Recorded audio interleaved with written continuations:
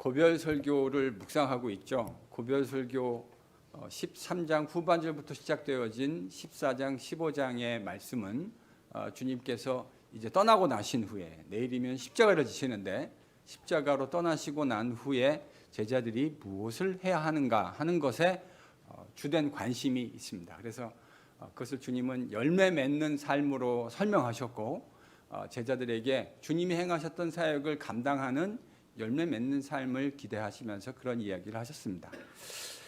근데 사실은요, 지금 주님이 하시는 이 말씀은 내일 십자가 지시는 것 때문에 주님이 하시는 거잖아요. 그래서 이것을 고별 설교라고 저희들이 부르고 있는 이유가 주님이 떠나시기 때문에 하시는 말씀인 것이죠.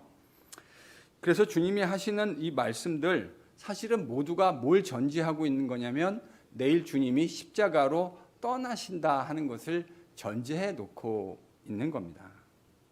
아직 제자들은 잘 모르죠. 내일 일어날 그 기가 막힌 일들이 어떤 것인지 잘 모르지만 주님은 너무나 선명하게 알고 계십니다. 내일 주님은 십자가라는 구체적인 방법으로 죽음을 맞이하게 되실 겁니다. 근데 여기에 문제가 하나 있습니다. 여기에 큰 문제가 하나 있어요.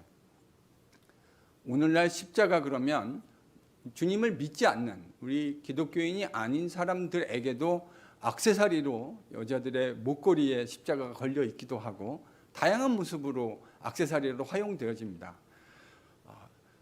저는 때때로 궁금해요. 그분이 정말 그 액세서리를 가지고 있는 분이 정말 그리스도인인가? 아니면 성령은 그리스도인이라고 한다면 저분이 저 십자가가 가지고 있는 진짜 의미를 참으로 제대로 인식하고 저 액세서리를 메고 있는 것인가 하는 생각을 해볼 때가 있습니다. 여기에 문제가 있어요. 여러분, 제가 여러분들에게 주님의 십자가 그러면 뭐가 떠오르십니까? 라고 질문하면 여러분 뭐라고 대답하시겠습니까? 주님의 십자가. 우린 이걸 뭐라고 해석하죠? 우리의 죄악의 구속, 죄사함, 뭐 이렇게 성도들이 말씀하실 것이라고 생각합니다. 예수님의 십자가 틀림없죠. 우리의 죄사함이고 우리의 죄악에 대한 구속을 말하는 것이 틀림없습니다. 근데 그거는 십자가에 대한 기독교인들의 해석입니다. 그렇죠? 저희들은 팩트와 해석의 차이를 구분할 수 있습니다. 주님이 십자가에 달리셨다라고 하는 것은 역사적으로 발생한 팩트고요. 세속문헌에서도 발견되는 팩트입니다. 그런데 예수님의 십자가가 무엇을 의미하느냐라고 하는 것은 인터프리테이션, 해석에 관련된 부분입니다. 기독교인은 그것을 뭐라고 해석한다고요? 우리의 죄사함과 구속이라고 해석합니다. 문제가 여기에 있어요. 지금 예수님의 십자가를 내일이면 경험하게 될 제자들, 그러면 1세기 문맥에서 예수님의 십자가는 어떻게 해석되었을까? 이 이야기를 여러분하고 좀 해보고자 합니다. 1세기 문맥에서 유대인들에게 예수님의 십자가라고 하는 것은 성경의 근거에서 특별히 신명기 율법 21장 23절에 보면 이런 말이 기록됐습니다. 그러므로 나무에 달린 자마다 하나님께 저주를 받은 자라. 나무에 달린 사람은 누구한테 저주를 받았다고요? 하나님께요. 그래서 사도행전에 보면 베드로의 설교 가운데 어떤 얘기가 나오냐면 예수님이 십자가를 지셨잖아요. 근데 사람들이 그를 나무에 달아 죽였다. 베드로가 이렇게 설교합니다. 그러니까 이건 무슨 말이냐면 베드로의 의식세계 속에 예수님의 십자가의 죽음을 신명기 21장 23절의 관점에서 읽고 있구나 하는 힌트가 됩니다. 바울도 갈라디아서 3장에 보면 나무에 달려서 예수께서 나무에 달린 바 되사 우리를 대신해서 저주를 받은 바 되셨다. 이렇게 바울이 기록하고 있어요. 바울, 베드로, 예수님을 지금 나무에 달린 자라고 해석하고 있는 겁니다. 뭐 때문에요? 신명기 21장 23절 때문입니다. 그러니까요, 유대인들에게 나무에 달렸다고 하는 것, 즉 십자가를 진다는 건 뭐로 해석되는 겁니까? 하나님께 저주를 받는 것으로 해석되는 겁니다. 이게 오늘날 우리는 십자가 그러면 우리 죄사함, 구속이라는 말로 해석하지만 1세기는 완전히 문맥이 달랐다는 거예요. 제자들은, 특별히 유대인이었던 제자들은 예수님의 십자가의 죽음을 나무에 달린 자의 죽음으로 해석하게 되어지고 그 해석을 통해서 예수님을 이해하고 바라볼 수밖에 없게 되는 것이죠. 유대인들의 맥락만 있는 것이 아니고 예수님 당시 우리가 너무 잘 아는 것처럼 세계사에서 이미 주전 4세기부터 이 팔레스틴 세상은 헬라화된 세상이 되었습니다. 우리가 잘 아는 알렉산더 대왕이라고 하는 사람이 이 초생달 지역, 자, 지중해를 가운데 두고 C자를 거꾸로 해놓은 요 모양의 지역을 통치하게 됐어요. 그래서 그 이후로 세상은 헬라화되었습니다. 헬라 철학이 파퓰러해졌고요. 그래서 웬만한 유대인들도 헬라 철학자를 이야기하면 모를 사람이 없을 만큼 헬라 철학이 그렇게 파퓰러해졌습니다.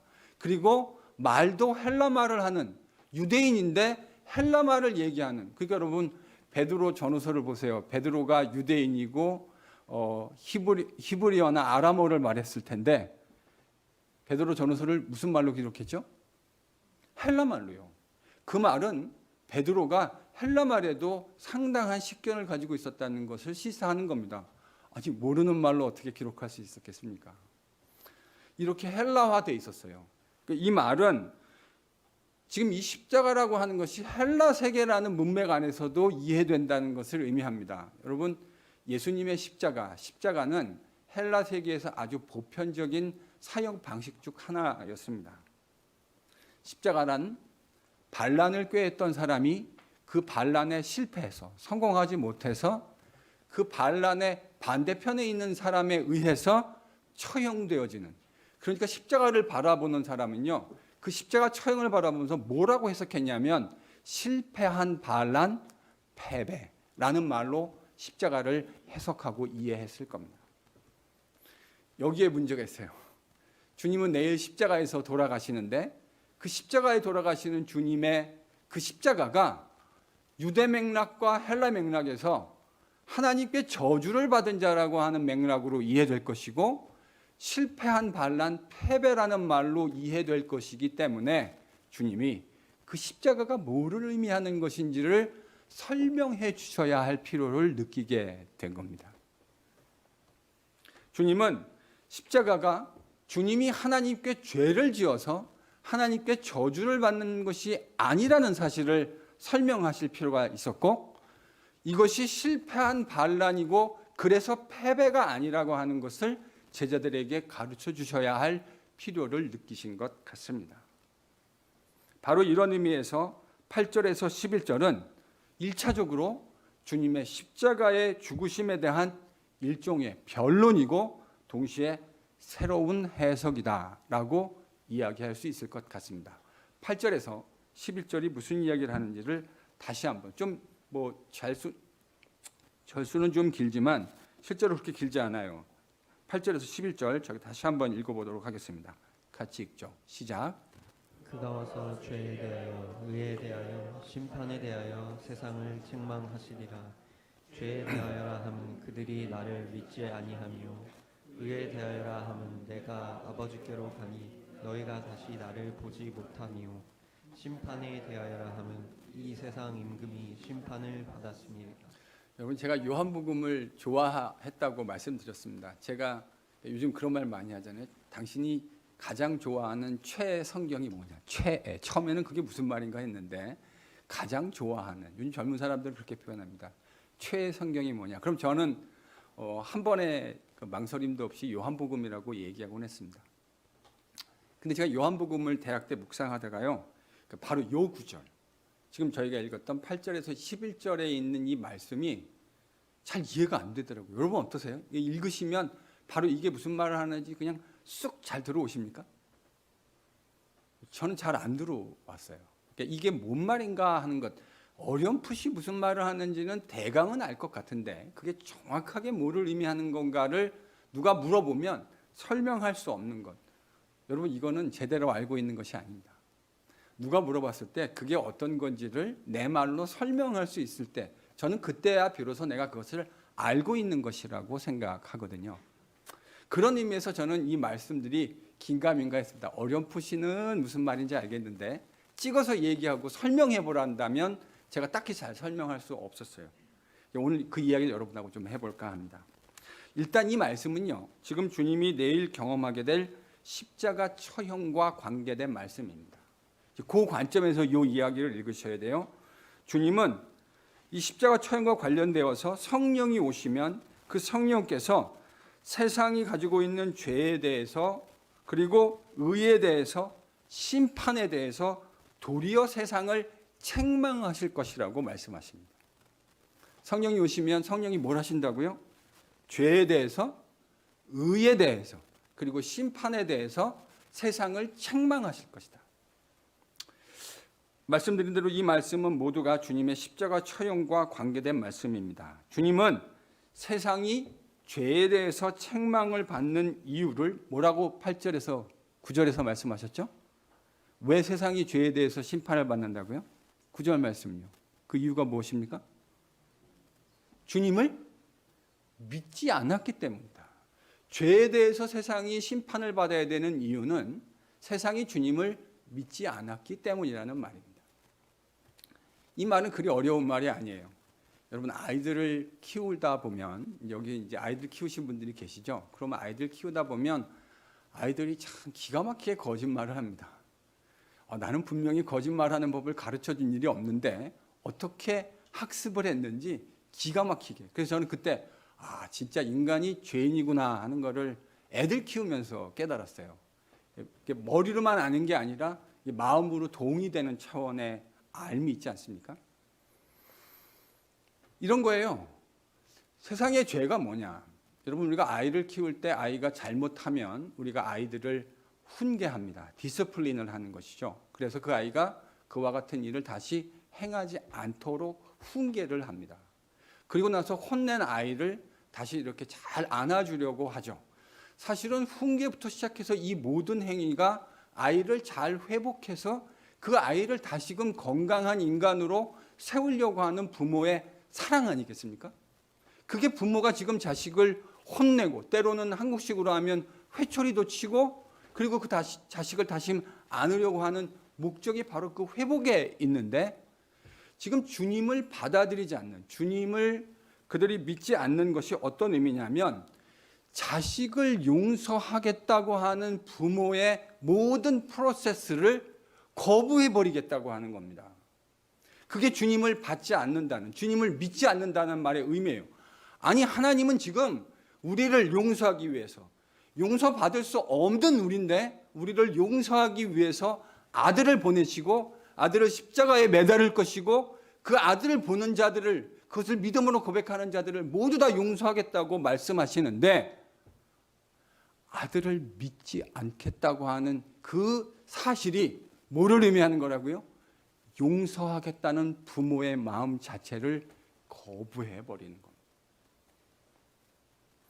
용서받을 수 없는 패역한 자식을 무한한 은혜로 용서하겠다는 부모의 의지를 끝끝내 거부하는 것이 바로 주님을 믿지 않음의 내용이고 실체입니다. 주님은 그것이 바로 그들의 죄악이다. 그들의 패역함의 핵심이라고 지금 말씀해 주신 겁니다. 자, 이제 10절. 그러니까 죄악이라고 하는 건 그렇게 이해하기가 비교적 쉽습니다. 그런데 10절, 여기가 이제 좀 난해하죠. 10절을 다시 한번 읽어보겠습니다. 본문 10절 같이 읽죠. 시작. 의에 대하여라 하면 내가 아버지께로 가니 너희가 다시 나를 보지 못함이요. 여러분 이 구절이 읽으시고 분명히 한국말로 읽었는데 이 스페인어도 아니고 뭐 프랑스어도 아니고 한국말로 읽었는데 이렇게 딱 들어오시나요? 의에 대하여라 함은 내가 아버지께로 가니 너희가 나를 다시 보지 못함이요 라고 주님이 말씀하셨는데 이게 도대체 의와 무슨 연관이 있는 것인가 하는 질문이 떠오릅니다. 저도 이 구절이 잘 이해가 안 돼가지고 참 오랫동안 고민했던 것 같아요. 이 구절을 해석하는 가장 좋은 방법은 이런 질문을 던져보는 겁니다. 지금 예수님이 십자가라고 하는 구체적인 죽음으로 돌아가시게 되잖아요. 그래서 그 죽음을 맞이하시고 주님이 부활하셔가지고 다시 하나님께로 돌아가시는 거잖아요. 그렇기 때문에 너희들이 나를 다시 보지 못할 것이다. 근데 이것이 어떻게 하나님의 의를 드러내는가라고 질문을 던지는 겁니다. 자, 이거 좀 어렵죠? 정신을 바짝 차리고 제 질문을 한번 따라와 보실까요? 지금 주님 뭐라 하셨냐면 의에 대하여라 함은 내가 아버지께로 가는데 너희가 나를 다시 보지 못할 것이다 라는 이 말씀으로 말씀하셨어요. 그러니까 이 말을 조금만 뒤집어서 설명을 하면 도대체 주님이 십자가를 지시고 부활하시고 다시 아버지께로 돌아가시는 이것이 의에 대해서 무엇을 심판하시는 것인가 라고 질문을 던져보면 우리는 이제 이 주님의 말씀에 진의에 조금 더 접근해 볼 수 있을 것 같습니다. 자, 여러분, 우리가 어떤 법이 있어서 그 법을 해석하고 그 법에 따라 어떤 집행을 합니다. 그렇죠? 하다못해 저희들이 운전을 하다 스피딩을 하게 되어지면 그 스피딩 티켓을 경찰로부터 발부받게 되잖아요. 말하자면 일종의 즉각적인 직결적인 심판의 의미를 갖고 있는 것인데, 그래서 이제 그것에 동의하지 않으면 우리가 어떻게 합니까? 스피딩 티켓을 한 번도 안 받나 보시는 것 같은데, 저는 제 미국 20여 년 살면서요, 제 기억에 2번 스피딩 티켓을 받아본 기억이 있습니다. 그럼 이제 어떤 경우에는 제가 생각해도 스피딩을 했어요. 그럼 이제 거기다가 길티라고 이렇게 마크해가지고 거기 마크되어진 스피딩 벌금을 보내면 이제 이 사건이 끝나죠. 근데 간혹 억울할 때가 있잖아요. 난 분명히 안 한 것 같은데, 그 법규 위반이 나하고는 관계 없는 것 같은데, 그럼 어떡합니까? 여러분 안 해보셨군요. 저는 해봤습니다. 전 2번 했는데요. 한 번은 그 길티라고 제가 해서 벌금을 보냈고, 한 번은 제가 not guilty 해서 코र्트에 직접 가서 상황을 설명해야 될 상황이 있었습니다. 여러분, 이거는 이런 어떤 형벌을 가하는 것, 페널티를 가하는 건 기준이 있는 것이죠. 그냥 랜덤하게 하는 것이 아니라 어떤 기준이 있고 그 기준에 저촉되었을 때 그것을 실행하는 것, 이런 걸 보고 우리가 정의라고 합니다. 맞습니까? 그게 정의입니다. 근데 이게 어떤 사람, 힘 있는 사람에게는 이게 적용이 안 되면 이건 불의입니다. 그러니까 법은 모든 사람에게 동등하게 적용되어야 한다는 것이 민주주의의 가장 기본적인 강령 아니겠습니까? 그 프린시플이 어겨지면 누가 법을 지키려고 하겠습니까? 저 사람은 힘이 있으니까 법을 안 지켜도 밥 숭숭숭숭 벗어날 수 있다고 한다면 누가 그 법을 지키려 하겠어요? 세상은 주님을 그냥 십자가에 죽인 것이 아닙니다. 유대인들이 예수님이 메시아인 것, 그러니까 종종 이런 생각을 하시는 분들이 있어요. 패역한 유대인들이 예수님을 패역했기 때문에 메시아인 걸 알면서도 예수님을 십자가에 죽였다. 제가 볼 때 이거는 넌센스입니다. 왜 넌센스냐? 적어도 유대인이라고 한다면, 하나님을 아는 사람이라면 내가 메시아를 대적하는 것이 곧 누구를 대적하는 것으로 이해되었을까요? 하나님이요. 메시아라는 말 자체가 여호와 하나님의 기름 부음 받은 자라는 겁니다. 그러니까 우리가 그 메신저를 박해하는 건 곧 누구를 박해하는 거죠? 그 메신저를 보낸 사람을 박해하는 거예요. 그러니까 제정신이 박혀 있는 유대인이라면 자기가 하나님이 보낸 메시아를 죽이겠다고 생각하는 유대인은 하나도 없습니다. 미치지 않고서는. 하나님을 적으로 돌려 세우고 싶은 유대인은 제가 아는 한 제정신 박힌 유대인은 없습니다. 그러면 유대인들은 왜 예수님을 십자가에 못 박아 죽였는가? 그들이 가지고 있는 의의, 그 righteousness의 기준 때문입니다. 그들이 가지고 있는 의의 기준으로 보면 예수님은 메시아일 수 없다고 판단한 겁니다.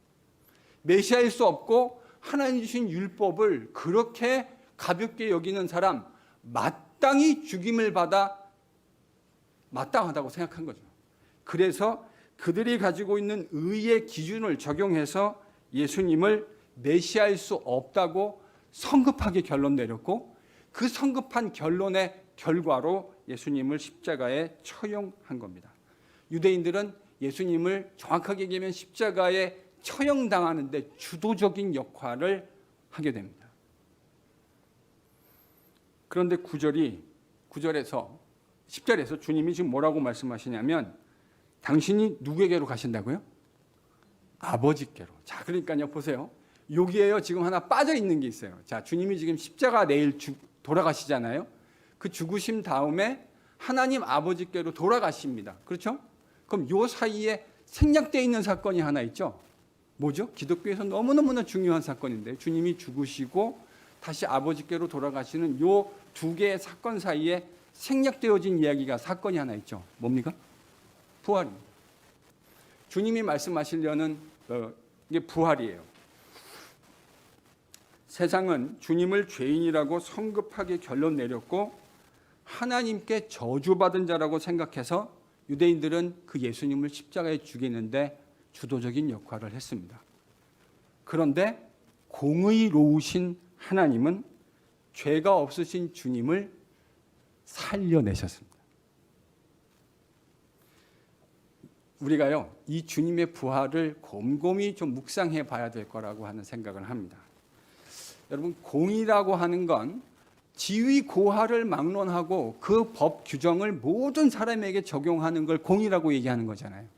그래서 공의로운 세상은 그가 힘이 있다고 해서 법에 저촉된 일을 했을 때 그 법에 합당한 판결을 받지 않고 피해가지 않는 세상. 그게 여러분 공의로운 세상 아닙니까? 근데 우리가 사는 세상이 공의롭습니까?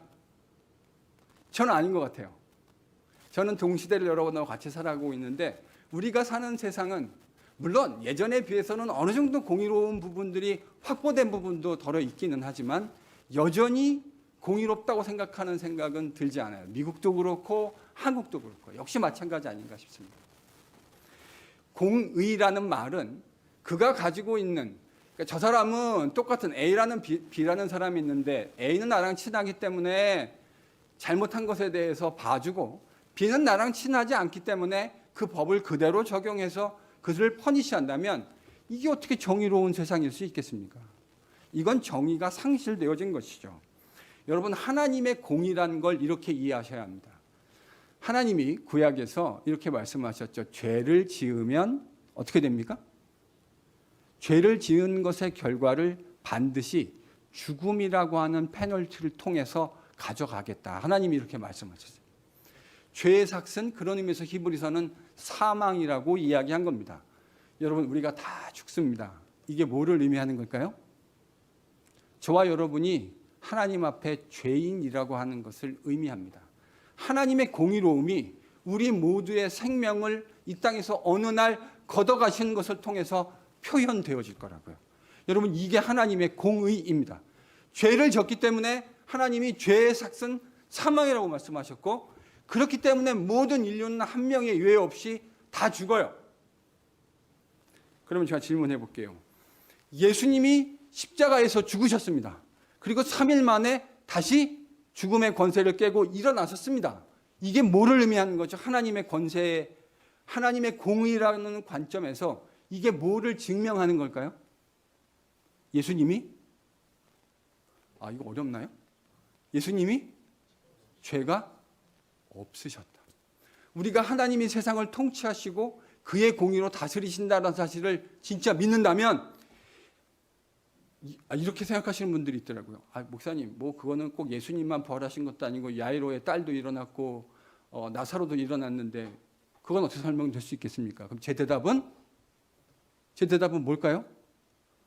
나사로는 다시 무덤 아래로, 흙 아래로 들어갔고요. 야이로의 딸도 다시 흙 안으로 돌아갔습니다. 그거를 우리는 기독교는 부활이라고 하지 않아요.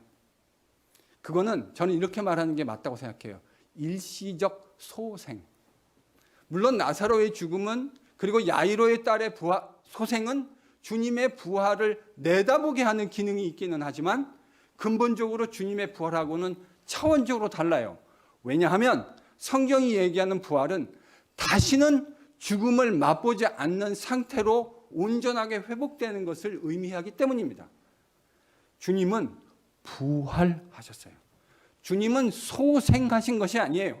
주님은 부활하셨습니다. 이것은 예수님께서 죄가 없으셨다고 하는 것을 증명하는 겁니다. 결과를 보고 그 상황을 유추해내는 것이죠. 왜요? 생각해 보십시오. 죄악에 대한 형벌을 하나님은 사망으로 걷겠다고 반드시 말씀하셨는데 이거에 대해서 예외가 된 인류가 없어요. 그런데 딱 한 사람의 예외가 생겼죠. 죽였습니다. 인간들이 자신들의 불의한 기준에 의해서 예수님을 십자가에 죽이셨어요. 그런데 공의로운 하나님이 그를 다시 살려내셨습니다. 이것은 주님이 죄가 없는 분이었다. 공의로운 하나님의 관점에서 봤을 때 죽음 아래 머물러 있을 수 없는 분이었다라는 사실을 증명하는 겁니다.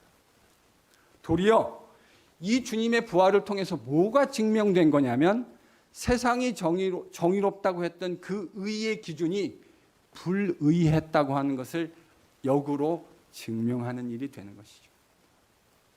주님이 지금 그 사실을 제자들에게 미리 말씀해 주신 겁니다. 십자가 치시기 바로 전날 밤. 그래서 세상은 주님을 받아들이지 않고 믿지 않는 그들의 죄악에 대해서, 그들의 불의한 그들의 의의 기준에 대해서 보혜사 성령을 통해 뭘 받게 된다고요? 책망을 받게 된 것입니다. 주님의 부활을 통해서, 그리고 그것을 이렇게 저와 같은 목회자를 통해 성도들에게 그 진리를 가르쳐주는 일을 통해서 세상은 오늘도 그들이 우리 주님께 행한 불의한 일에 대해 심판을 받고 있습니다. 그리고 이것이 확정될 날이 오게 될 겁니다.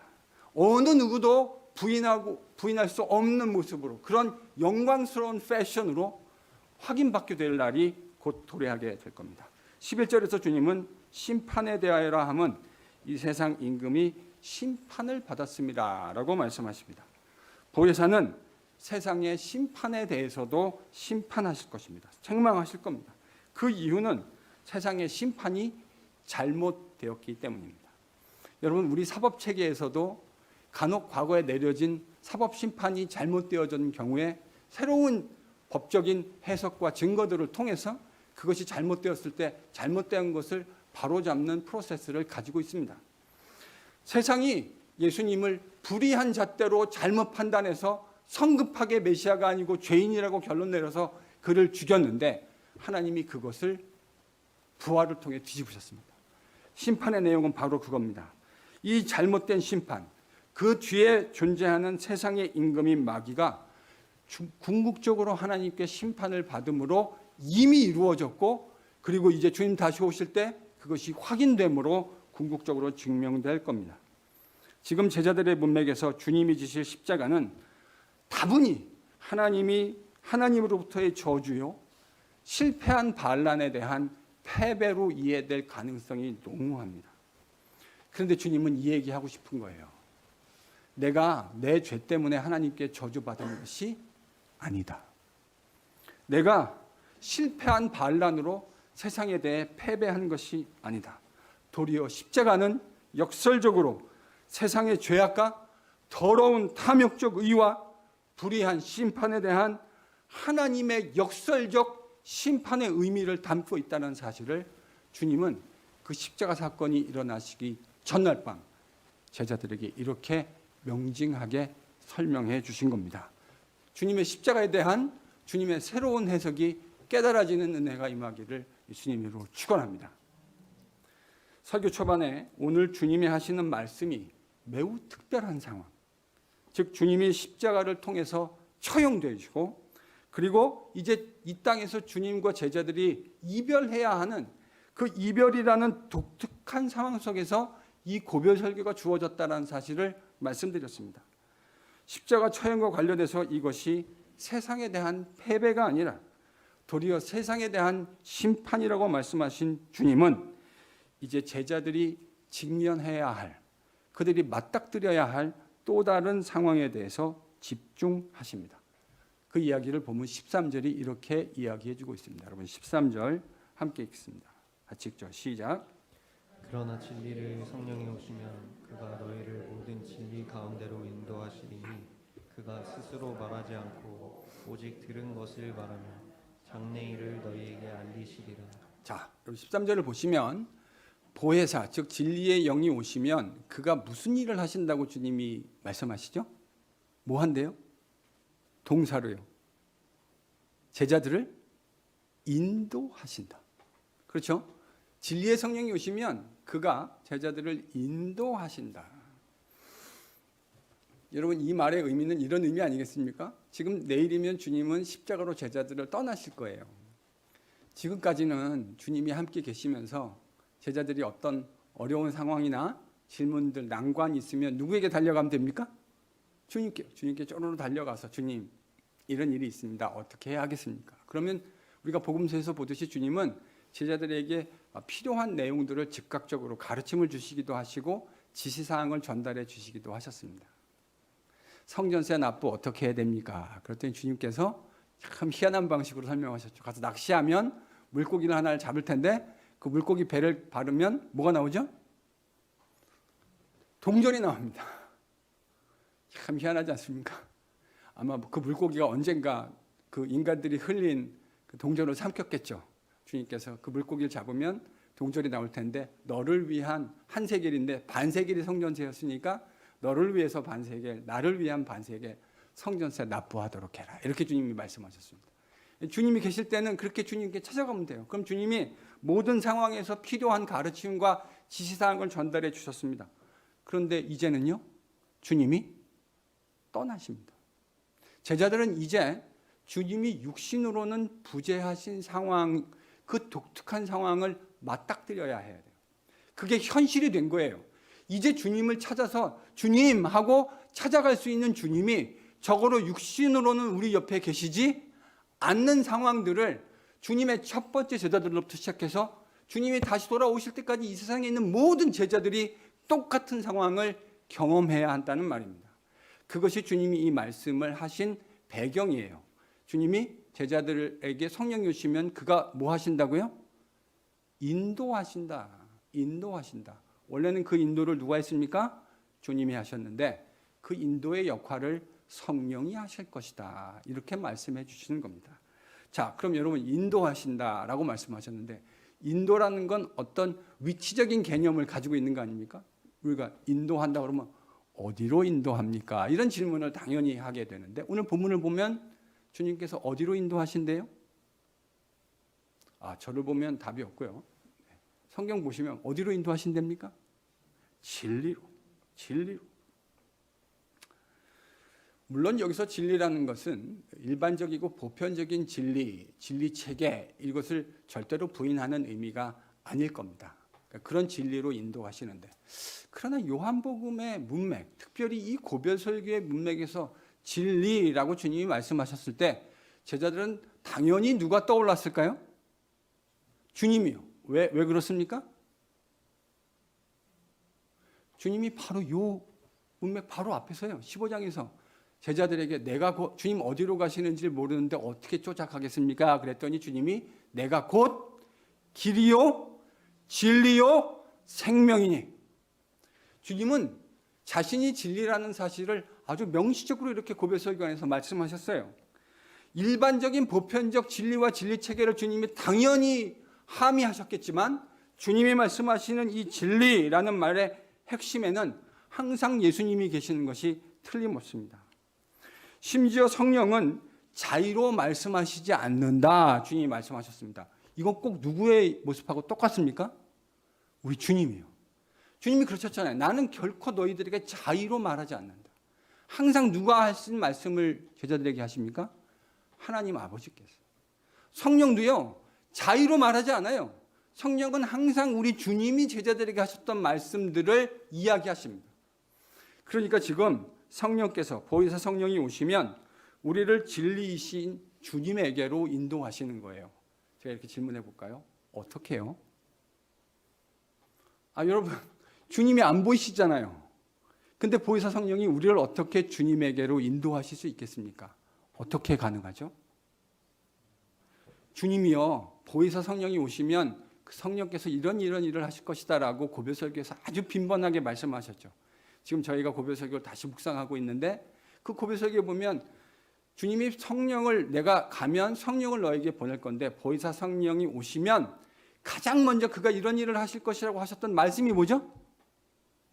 그가 내가 너희에게 가르쳤던 말씀과 가르침을 생각나게 하시리라. 다시 한번 질문하겠습니다. 그러면 성령님은 우리를 어떻게 진리이신 주님에게로 어떻게 인도하실까요? 진리이신 주님의 말씀이 생각나게 하심으로 우리를 진리로 인도해 가실 겁니다. 여러분, 우리도 그렇잖아요. 살다 보면 세상살이 어디 그리 만만합니까? 세상살이 참 만만하지 않잖아요. 우리가 계획하고 우리가 의도했던 대로 세상이 술술술술 풀려나가면 우리 가운데 주님을 전심으로 의지할 만한 사람이 과연 몇 명이나 될까 하는 생각을 해보게 됩니다. 정도의 차이는 있겠지만 우리가 겪게 되는 일들 속에 정말로 답이 없어서 주님밖에 이 문제 해결책이 없기 때문에 우리가 주님 앞에 엎드리고 기도하게 되고 주님을 찾게 되는 것 아닙니까? 그런 막막한 순간이 떠오르면 저는 이렇게 합니다. 제 기도하는 자리가 저 자리인데요. 주중에서도 여러 번 안 오시지만 제가 혼자 내려와서 머리를 다리 사이에 쳐박고 주님 앞에 기도합니다. 하나님, 이 상황을 어찌해야 하겠습니까? 주님, 이 부족한 제 머리로 잘 되지 않습니다. 여러분, 사무엘상 묵상하시는 분은 아시겠지만 다윗이 얼마나 기가 막힌 상황을 지난 주간에 지나갔습니까? 자기 지혜로 피할 수 있는 것, 저는 그거 나쁜 거라고 생각하지 않아요. 우리의 이성과 경건한 지혜를 통해서 우리에게 주어진 상황들을 잘 해석하고 대책을 마련하는 것, 저는 필요한 일이라고 생각합니다. 근데 문제는 이거죠. 그걸로 다 안 되잖아요. 다 되시던가요? 여러분의 지혜로 모든 상황을 헤쳐나갈 수 있고 모든 것들을 다 답을 제시할 수 있으시던가요? 여러분, 그게 안 되는 게 인생이라는 걸 우리가 경험하는 거 아닙니까? 그래서 기도라는 걸 배우게 되는 거고요. 그래서 하나님을 의지하는 법을 배우게 되는 거예요. 아직도 이게 무슨 말인지 모른다는 건 여러분 아직 인생을 좀 덜 살았다는 의미일 겁니다. 아직 인생이 주는 그 뜨거운 맛이 뭔지를 잘 모른다는 말의 의미일 거예요.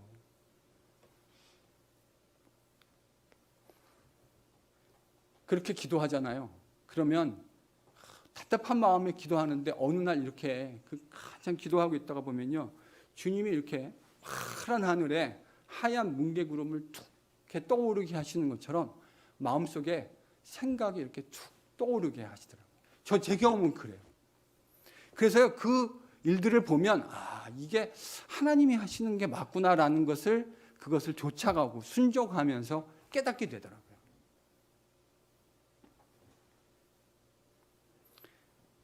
주님을 만날 수 있어서 육신적으로 여쭤볼 수 있으면 그것도 참 좋겠습니다만 지금 우리가 살고 있는 이 시기, 주님이 처음 이 땅에 오셨다가 다시 오시겠다고 하는 이른바 이 교회의 시기는 주님이 육체로서는 제자들을 부재하신 시기입니다.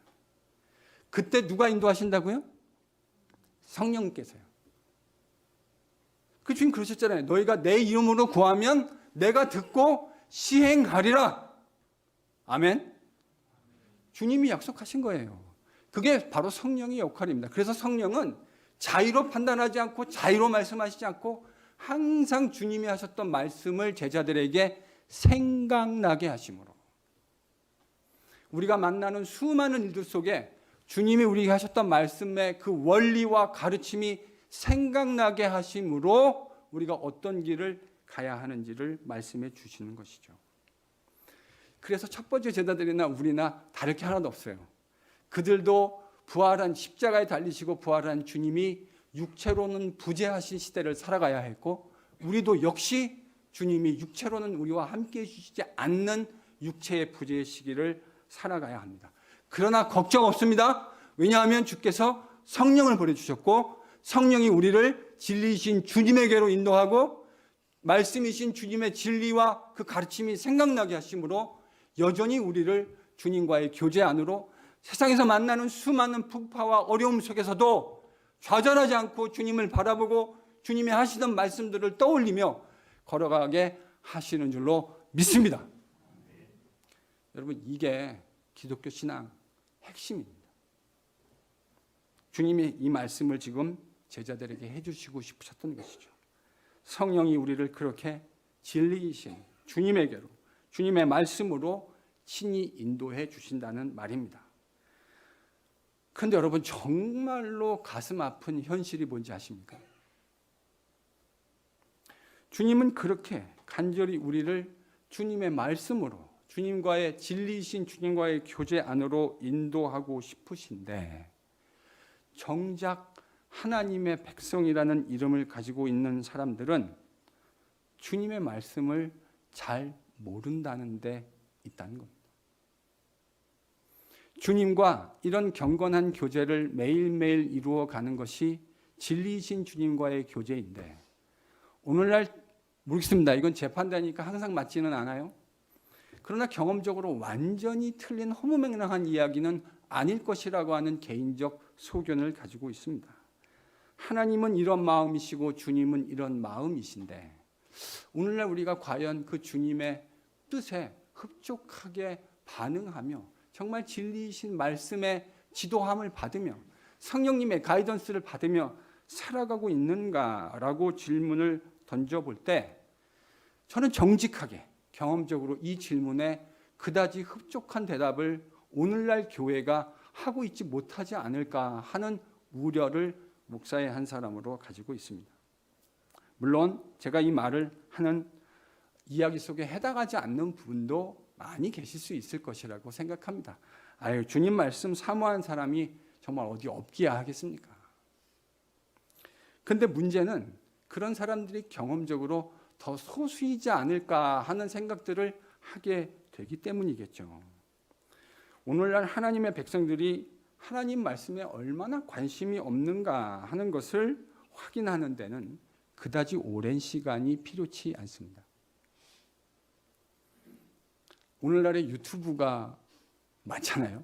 제가 유튜브 주로 보는 용역, 아까 일부 앱은 제가 2개를 했는데 감사해보니까 3개더라고요. 제가 유튜브를 보게 되는 용도가 주로 3개입니다. 하나는 이제 음악을, 좋은 음악을 듣고 싶을 때 뭐 정말 없는 음악이 없죠. 또 하나는 스포츠입니다. 제가 야구를 참 좋아하는데 뭐 야구를 3시간, 4시간씩 볼 수 있는 럭셔리가 저에게 없기 때문에 제가 좋아하는 팀이 그저 한 5분에서 6분 정도 하이라이트를 보여주니까 이제 그거 보느라고 제가 유튜브 합니다. 또 하나는 이제 가장 프라이머리를 제가 많이 하는 건 말씀을 듣는 일에 동영상을 통해서 유튜브를 통해서 말씀을 듣습니다. 그런데 이 유튜브 말씀 가운데 정말 얼마나 많은 가짜 말씀들이 판을 치고 있는지 모릅니다. 제가 소위 요즘에 누가 뜬다 하는 설교 동영상 뭐 이런 거 있잖아요. 그럼 이제 그 유튜브 알고리즘이 있어서 여러분 설교 많이 듣는 사람은 계속 뭐가 뜨죠? 네. 혹시 반성해야 될 분들이 계시면 반성하십시오. 여러분의 유튜브에 뭐가 뜨는지를 보면 여러분이 관심사가 어디에 있는지를 그대로 다 보여줘요. 그러니까 핑계할 수 없어요. 혹시 이 말을 들었는데 마음에 혹 찔림이 있으신 분은 여러분 그 찔림이 누가 주신 거죠? 성령님이에요.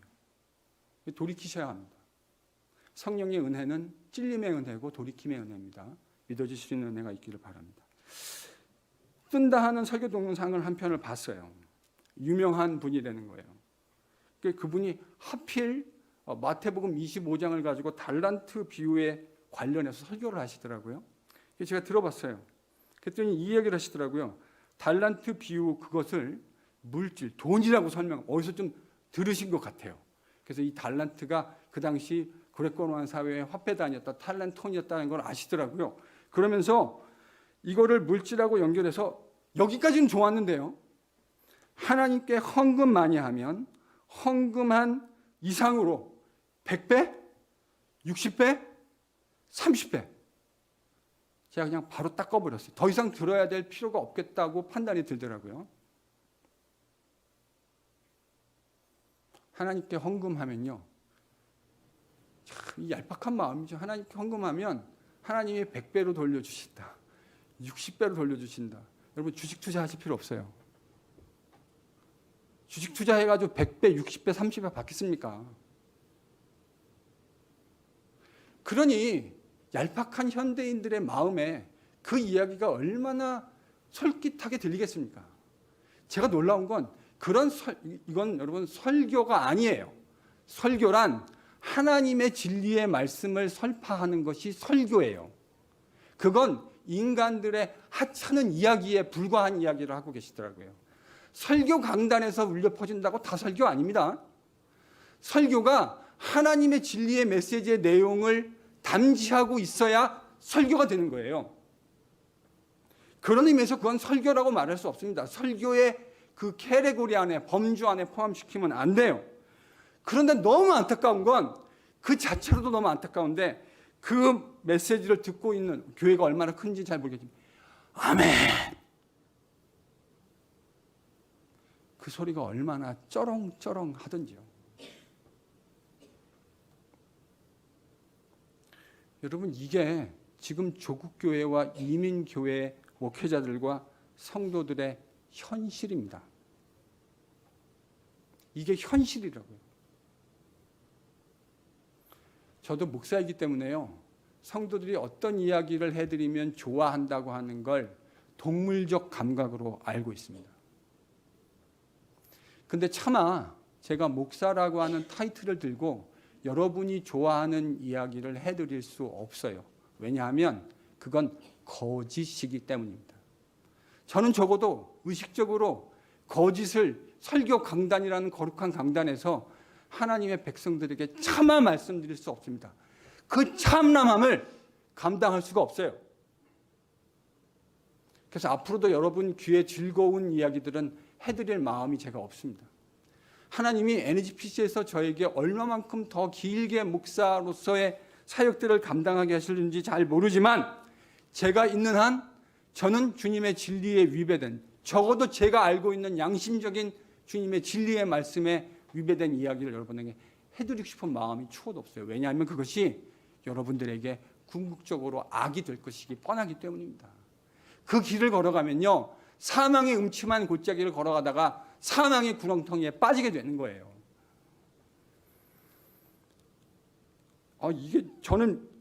이게 소위 뜬다고 하는 동영상이에요. 뜬다고 하는 동영상. 사람들이 그걸 얼마나, 여러분 설교 영상이에요. 뭐 한 4, 50만 회의 그 클릭이 있는 거 쉽지 않습니다. BTS한테야 장난이겠지만 설교 동영상에 50만 회, 60만 회 찍히는 건 이건 보통이 아니에요. 근데 그게 오늘날 성도들이 그렇게 좋아하는 메시지라는 거예요. 물론 그걸 클릭하신 분들이 다 동의하시는 분이야 하겠습니까만은. 그뿐이 아닙니다. 제가 오늘날 조국교회 목회자들과 성도들과 대화하다 보면 무슨 무당을 만나는 것 같아요. 지난번에 우리 교회 초창기에 저 박대영 목사님 와가지고 뭐 담임 목사를 큰 무당, 부목사님들을 작은 무당이라고 그렇게 비유적으로 말씀하신 일이 있기는 한데, 진짜 목사나 성도들을 만나는 게 어떨 때 무당 같다는 생각을 할 때가 있어요. 자신들이 하나님께 직통계시 받은 것이냐, 이게다 보면 여러분 이런 이야기 하시는 분들 종종 듣지 않습니까? 집사님, 제가 하나님께 기도를 해봤는데 하나님께서 저에게 이렇게 저렇게 말씀하시더군요. 오해 없이 들으십시오. 저는 하나님이 그런 초자연적인 방법으로 우리에게 말씀하실 수도 있다고 생각합니다. 하나님이 우리를 무에서 우리의 오장육부와 신체를 창조하신 분인데 그거 못할 이유는 없으시죠. 근데 이제 제가 생각하는 건 그건 일반적이고 보편적인 방법은 아니라는 거예요. 여러분, 제가 예수님을 뭐 40년 조금 안 되게 믿었습니다. 제가 예전에 처음에는 누가 이런 얘기하면요 이렇게 생각했어요. 저분은, 저 집사님 참 신령하신 분이구나. 그래서 어떻게든지 그분 옆에 가가지고 여쭤보기도 하고 기도 부탁도 한번 드려보고 그랬던 것 같아요. 철없던 시절에.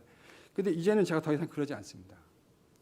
제가 40여 년 가까이 주님과 함께 교제하면서 얼마나 가슴 답답하고 힘든 일이 많이 있었겠습니까? 제 인생에서도.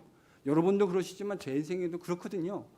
근데요, 단 한 번도 주님이 좀 이런 마음이 있었어요. 좀 지금보다 더 많이 젊었을 때는 주님이 나타나서 강태가 이렇게 하고 이럴 때는 이렇게 하면 좋겠다. 말씀해 주시면 정말 좋겠다는 마음이 굴뚝 같은데 제 인생에 단 한 번도 주님이 그렇게 하신 일이 없어요. 누구는 들었대잖아요. 집사님, 하나님이 말씀하셨는데요. 제가 궁금해요. 그런 일이 있을 수 있지만 제가 하나님을 사랑하고 주님의 다스림을 받으려고 하는 게 가짜가 아니거든요. 저는 진정성 있게 주님을 따라가고 있거든요. 그러니까 목사가 됐겠죠.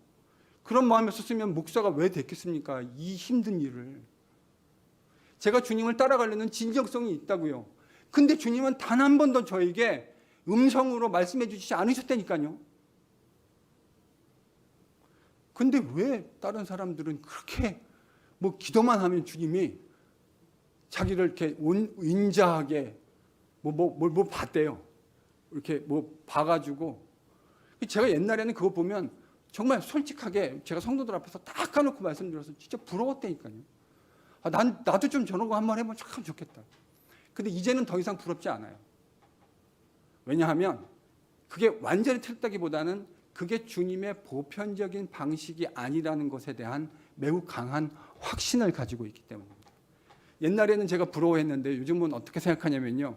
뭘 봤다 하시거나 뭘 들었다 하면 제가 신사라 앞에서 말씀드리진 않지만요. 속으로는 이렇게 생각합니다. 속이 많이 헛헛하시구나. 속이 많이 헛헛하시구나. 주님이 가르쳐 주신 방식은 진리이신 주님에게로 인도하는 것이고 진리이신 주님에게로 인도하는 방식은 말씀이 생각나게 하시는 방식이라고 주님이 이렇게 명징하게 고별 설교를 말씀해 주셨음에도 불구하고 이런 생각이죠. 오죽 말씀을 묵상하지 않고 오죽 주님의 말씀과 거리가 있으면 주님이 그렇게 그게 사실이라면 모르겠습니다. 사실인지 아닌지도 잘 모르겠는데 사실이라면 오죽 주님이 답답하셨으면 그림책으로 나타나셔서 설명해 주셨어야 했을까?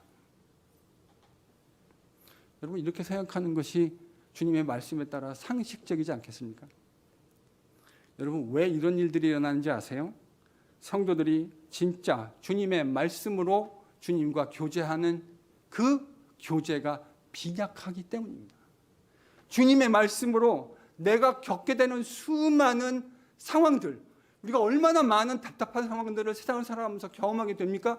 그럴 때 진짜 필요한 건 주님의 말씀의 원리가 무엇인지를 깨닫고 내가 겪는 상황들을 그 말씀의 원리와 빛 아래서 해석해내고 주님이 원하시는 뜻을 고민하는 과정을 통해 성령께 기도함으로 인도함을 받아가는 것, 저는 이게 주님이 원하시는 삶일 것이라고 생각하는데 오죽 그게 안 되면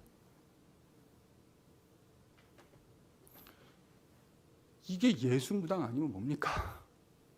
제가 한국교회에서 꼭 수정해야 되겠다고 생각해요. 뭐 신년 되면 성령신 예배에서 말씀 뽑기 하는 거 있잖아요. 이런 거 제발 하지 마세요. 저는 그게 신앙의 기본적인 삶과 가장 정면으로 위배되는 행위라고 생각해요. 그건요 하나님을 무당 정도로 취급하는 거예요. 진짜 주님의 말씀에 관심 없는 성도들이 적지 않은 것 같아요. 제가 성경 공부에도 수차례 말씀드렸죠. 제 제자 중에 하나가요. 한 7만 명, 8만 명 모이는 교회에 그 교육을 담당하는 제일 높은 두목사였습니다. 그래서 저를 선생이라고 자기네 교회에 성경 공부한다고 인바이트를 했어요. 그래서 제가 이제 그 교회가 7만 명, 8만 명 모인다는 걸 알거든요. 그래서 제가 뭐라고 생각하고 갔냐면 너무 많은 사람들이 모여들어서 교회가 비좁아지면 어떨까 하는 말도 안 되는 상상을 하고 갔죠. 갔더니 50명에서 한 60명이 앉아 계시더라고요. 7만 명, 8만 명이 모이는데요. 그 교회에요. 신유 집회한다 그러고 뭐 아무개 탤런트가 간증 집회한다 그런다면요. 수천 명이 모이는 걸 제가 알거든요. 근데 하나님 말씀 배운다고 했더니 50명 앉아 있더라고요. 제 표정을 읽었던 제 제자가 이렇게 말하더군요. 선생님, 많이 모인 겁니다. 많이 모인 겁니다. 평상시에는 20명 모입니다. 근데 제가 광고 열심히 했고 저한테는 과분하지만 좋은 성경 선생님이 오신다고 하니까 지금 50명, 교회 생긴 이래로 성경 공부로 제일 많이 모였다는 거예요. 여러분 이게 한국교회, 조국교회의 수준이고 실력입니다. 저는 이게 너무 맥센스가 잘 되는 것 같아요. 모든 피스가 아주 잘 맞는 것 같아요. 주님이 원하시는 것, 성령님이 원하시는 건 우리를 진리이신 주님에게로 인도하고 주님과의 말씀의 교제를 통해서 하나님이 원하신 뜻이 무엇인지 그 미묘한 판단을 해야 되는 순간에 진리의 면도칼 같은 예리함을 통찰력을 주시기를 원하시는데, 그런 분별력 있는 예수의 제자들을 만들어내고 싶으신데, 예수님 제자라는 사람들은, 하나님 백성이라는 이름을 가지고 있는 사람들은 정작 주님의 그런 뜻을 너무 몰라주는 것 아닌가 하는 생각을 하게 됩니다. 사랑하는 성도 여러분, 정말 정신을 바짝 차려야 할 것 같습니다. 저는 성경부에서도 누차 말씀드렸지만 오늘날 조국교회와 이민교회를 위기의 시대라고 진단합니다. 우리가 살고 있는 시대는요, 위기의 시대입니다. 이 위기는 하나님의 말씀에 기근하고 연관이 없는 것이 아니에요. 그게 핵심이에요. 하나님 말씀이 뭔지 제대로 알지 못하고 자신들이 경험하고 있는 일들을 주님의 말씀의 관점에서 해석하고 바라보는 시각이 얼마나 형편없는지 모릅니다. 진리의 영이신 성령은 우리를 진리의 말씀으로 인도해 가시려고 합니다. 그렇게 주님과 함께 우리가 만나는 모든 순간들 속에서 주님의 말씀의 관점으로 바라보고 해석하고 통찰력을 얻으려고 하는 노력, 그런 주님과의 동행이 켠켠이 차곡차곡 쌓여서 우리는 주님이 원하시는 통찰력 있는 예수의 제자들이 되는 것인데,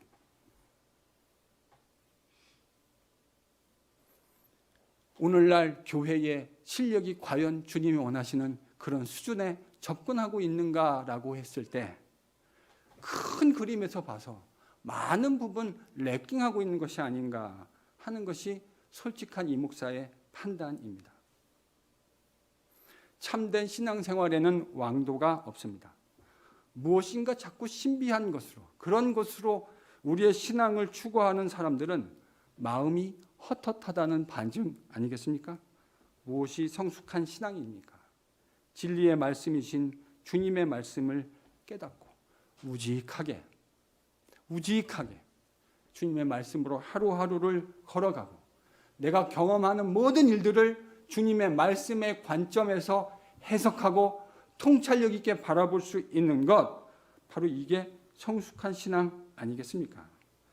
진리의 말씀이신 주님과 말씀을 통해 교제하다 보면 우린 그 안에서 세상과 인간과 우리를 바라보시는 성경의 관점으로 우리를 바라볼 수 있게 됩니다. 성경은요, 트러블 슈팅하는 매뉴얼이 아니에요. 이런 문제가 생겼을 때 성경 여기 보면 답이 있습니다. 여러분, 성경을 우리에게 근본적으로 주신 목적이 그게 아니에요. 성경은 트러블 슈팅 매뉴얼이 아니라 우리가 만나는 수많은 다양한 상황들을 어떻게 말씀의 관점에서 읽어내고 해석하고 내가 성경을 읽는 것이 아니라 성경이 나의 깊은 곳을 읽어낼 수 있도록 허용해 주는 것. 여러분, 이게 주님이 우리에게 성령을 통해 기대하시는 거라고요. 이런 교제가 반복될 때 우리는 주님이 원하시는 진짜 제자의 모습을 가질 수 있게 되는 것이고, 그것이 주님이 원하시는 제자의 삶의 모습이라고 저는 여러분에게 확신 있게 말씀드릴 수 있어요. 그걸 믿고 그걸 누리는 진짜 예수의 제자만이 세상에서 주님이 원하시는 열매를 맺게 되는 겁니다. 주님이 가져오신 그 영광스러운 나라를 이 땅에 세우기 위해서 제자를 부르셨고, 그 제자를 통해 대대의 복음이 전해지게 하셨고, 우리를 부르신 이유도 다른 것이 아닙니다. 주님 돌아가시기 전날 간절한 마음으로 제자들에게 하셨던, 부탁하신 그 진짜 하나님 나라의 복음으로 무장하고 이 진리의 교제석에서 주님을 날마다 만나고 그런 주님의 말씀의 관점에서 세상을 읽고 나를 읽고 내가 살아가는 세상을 읽을 수 있는 진실한 예수의 제자들이 되는 NGPC가 될 수 있기를 예수님의 이름으로 간절히 축원합니다.